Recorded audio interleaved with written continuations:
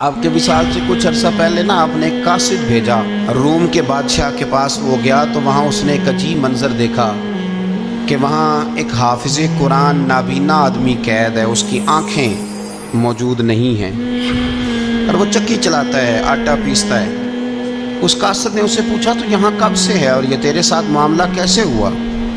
تو وہ کہنے لگا مجھے انہوں نے گرفتار کر لیا, پھر مجھے کہنے لگے عیسائی ہو جا. میں نے انکار کیا تو انہوں نے میری آنکھیں نکال دی.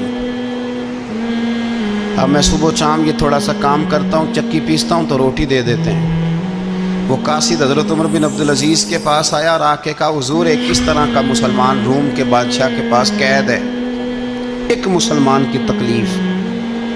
حضرت عمر بن عبدالعزیز نے جب سنا تو رو پڑے, اور میں وہ قید ہے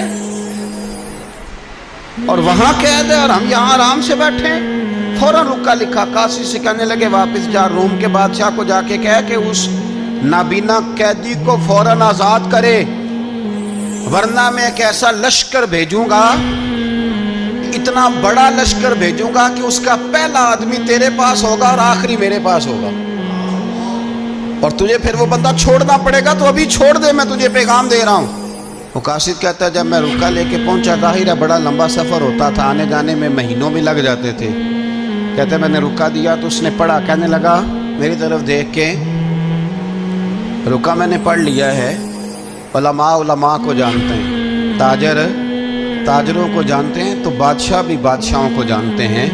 اور میں تم مسلمان ہو میں نہیں ہوں, پر اتنی تم اس درویش کی قدر کرتے ہو میں تم سب سے بڑھ کر قدر کرتا ہوں. میں اس بندے کو لشکر لے کے آنے کی تکلیف نہیں دوں گا, میں ویسے ہی قیدی آزاد کرنے لگا, تم لے جاؤ. کہتے ہیں مجھے چند دن وہاں رہنا پڑا, کچھ لوازمات تھے جن کے لیے رکنا پڑا. ایک دن میں شاہ روم کے دربار میں گیا تو وہ تخت سے نیچے اتر کے رو رہا تھا اور اس کی ہچکی بندھی تھی اور اس کے سینے سے آواز نکل رہی تھی. میں نے پوچھا لوگوں سے کیا ہوا, کہنے لگے خود ہی پوچھ لو. میں نے جا کے کہا بادشاہ کیا ہوا, کیوں رو رہے ہو؟ تو کہنے لگا آج دھرتی کا حسن اٹھ گیا ہے, آج سنگار ختم ہو گیا, آج دھرتی کا حسن اٹھ گیا. میں نے کہا کیا ہوا؟ کہنے لگے عمر بن عبدالعزیز انتقال کر گئے, تمہارا امیر چلا گیا. تو میرے دل میں خیال آیا, میں نے آہ بھری, میں نے کہا پھر ہمارے لیے کیا حکم ہے؟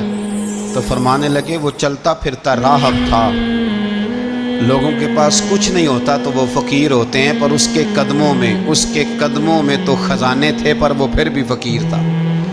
فرمایا اس کا حکم اگر میں زندگی میں مانتا تھا تو مرنے کے بعد بھی بات مانی جائے گی, تمہارا قیدی بھی تمہیں واپس کیا جائے گا اور عمر بن عبدالعزیز کی بات بھی سنی جائے گی.